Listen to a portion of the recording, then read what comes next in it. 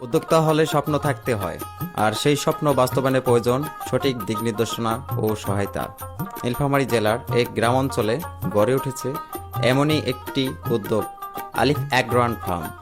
শালিমা বেগম 2020 সালে তিনি ইএসডিও বাস্তবায়িত পিপিইউ প্রকল্পের একজন সদস্য হন। এই প্রকল্প তার পরিবারের জীবনে নতুন সম্ভাবনার দুয়ার খুলে দেয়। শালিমা বেগমের ছেলে আলিফ হোসেন 2024 সালে প্রাণী সম্পদ বিষয়ে প্রশিক্ষণ গ্রহণ করেন।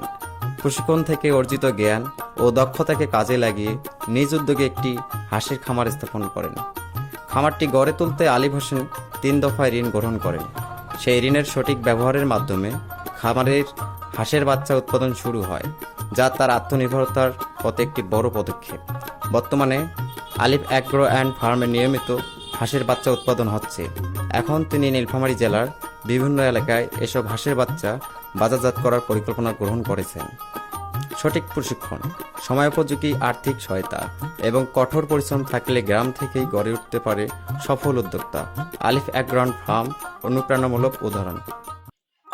পরিশ্রমের সমৃদ্ধি, খামারের স্বনির্ভরতা। আমি নিপেন চন্দ্র রায়, সহকারী কারিগরি কর্মকর্তা, জীবিকায়ন।